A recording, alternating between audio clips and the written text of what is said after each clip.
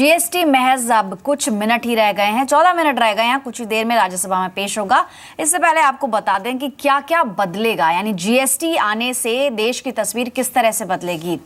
सबसे पहले स्टेट्स में जो टैक्स का अंतर है उसमें फर्क आएगा। मल्टी लेयर टैक्स सिस्टम इस यहाँ खत्म हो जाएगा। काफी समय से ये मांग चल रही है कि वन नेशन वन टैक्स होना चाहिए, यानी देश भर में केवल एक टैक्स ही लगना चाहिए। जीएसटी के आने से जो मल्टीपल टैक्सेस हैं वो खत्म होंगे और सिर्फ एक गुड्स एंड सर्विसेज टैक्स लगेगा। इसके अलावा पूरे देश भर में पैन इंडिया एक ही टैक्स लगेगा। इसके अलावा ये भी आपको बता देते हैं कि क्या सस्ता होगा और क्या महंगा।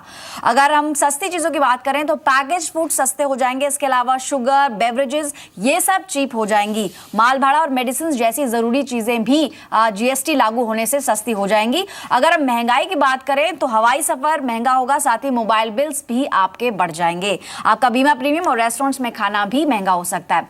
लेकिन ये तो हुई महंगे और सस्ते की बात। अब ये जान लेते हैं कि कौन कौन से ऐसे सेक्टर्स हैं जिन पर इसका फायदा होगा और जिन पर नुकसान। मेरे सहयोगी संदीप मौजूद है न्यूज रूम से। संदीप, आपसे जानना चाहेंगे कि कौन से सेक्टर्स हैं जिन पर इसका पॉजिटिव इंपैक्ट पड़ रहा है और कहां पर इसका नेगेटिव इंपैक्ट पड़ सकता है। शुक्रिया पल्लवी। सबसे पहले पॉजिटिव सेक्टर्स की बात करते हैं। लॉजिस्टिक एक ऐसा स्पेस है जिसके ऊपर सबसे ज़्यादा पॉजिटिव इंपैक्ट इसका देखने को मिलेगा।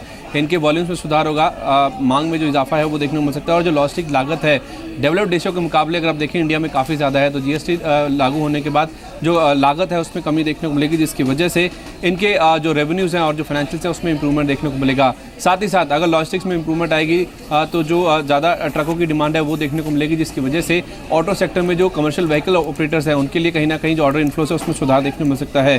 साथ ही साथ जो एसयूवी सेगमेंट में है जिनके लिए टैक्स रेट काफ़ी ज़्यादा रहता है, जीएसटी लागू होने के बाद जो टैक्स की दर है वो नीचे आ जाएगी, तो उस लिहाज से ऑटो भी इसका बड़ा बेनिफिशियरी होगा। एफएमसीजी करीब 25% के आसपास का इंडायरेक्ट टैक्स वो पे करते हैं। जीएसटी लागू होने के बाद जो टैक्स की दर है वो नीचे आ जाएगी और साथ ही साथ अनऑर्गेनाइज सेक्टर से जो कंपटीशन है उसमें भी कमी देखने को मिलेगी, जिसकी वजह से एफएमसीजी इसका बेनिफिशियरी होगा। मल्टीप्लेक्स सेक्टर में अगर आप देखें सारे टैक्सेस मिला के करीब 28% के आसपास की टैक्स दर है। जीएसटी की दर माना जा रहा है 18 से 19% के आसपास की होगी, तो टैक्स रेट में कमी आएगी, जिसकी वजह से मल्टीप्लेक्स ऑपरेटर्स के लिए भी फायदा देखने को मिलेगा। आखिर में सेरामिक सेक्टर अनऑर्गेनाइज सेक्टर का बड़ा दबदबा है, करीब 52% के आसपास का मार्केट शेयर है, तो कंपटीशन घटेगा, मांग में इजाफा होगा। सेरामिक सेक्टर के लिए भी एक बड़ा पॉजिटिव इस जीएसटी लागू होने के बाद देखने को मिल सकता है। लेकिन ऑन द फ्लिप साइड अगर हम नेगेटिव की बात करें तो सर्विसेज के लिए on the flip side manufacturer के मुकाबले सर्विसेज के लिए जो जीएसटी है वो शायद नेगेटिव हो सकता है। सबसे पहले टेलीकॉम जो कि 15% का सर्विस टैक्स लगता है इनके ऊपर, तो वो दर जो है वो बढ़कर 18% हो जाएगी, तो इनका जो टैक्स आउटगो है उसमें इजाफा देखने को मिल सकता है। ब्रांडेड गारमेंट्स माना जा रहा है कि 2 से 3% के आसपास का जो टैक्स आउटगो है वो बढ़ सकता है, तो ब्रांडेड गारमेंट्स बनाने वाली जो कंपनीज हैं उनके लिए भी ये नेगेटिव टर्न हो सकता है। साथ ही साथ फार्मा सेक्टर, ज़्यादातर कंपनीज टैक्स 7 जगहों पर ऑपरेट करती है और जिन कंपनियों पर टैक्स लगता है वो 15% के आसपास लगता है। जीएसटी की दर 18 या 19% होगी, टैक्स आउटगो बढ़ेगा, फार्मा के लिए भी नेगेटिव हो सकता है। साथ ही साथ बैंकिंग सेक्टर, खासतौर पे जो फी बेस्ड इनकम वाले जो बैंक्स हैं जो कि फी से ज़्यादा कमाई करते हैं उनके लिए जो टैक्स की दर है उसमें इजाफा देखने को मिल सकता है, तो बैंकिंग को भी आप नज़र में रख के चलिए, जीएसटी लागू होने से नेगेटिव असर आ सकता है।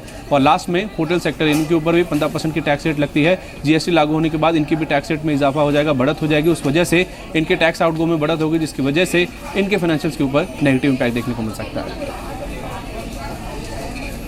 श्योर, बहुत बहुत धन्यवाद संदीप इलॉबरेटेड वे में पॉजिटिव्स एंड नेगेटिव्स बताने के लिए। बट गौरव, या क्विक रिएक्शन, जैसे संदीप ने काफी इलॉबरेटेड वे में बताया, पॉजिटिव्स में भी SUV players, car battery operators, paint companies और गोइंग फॉरवर्ड एक नेगेटिव ट्रेंड देखने मिलता है। All those companies who are into service sector, mobile bill company, mobile bill में एक हाइक देखने मिल सकता है। ब्रांडेड गारमेंट सेक्टर और pharma services and hotel sectors में भी एक इजाफा देखने मिल सकता है। ऑन द कॉन्ट्ररी, आपको क्या लगता है कि जीएसटी का इम्पैक्ट कैसा रहेगा? And secondly, what are the top 2 picks for the sector going forward?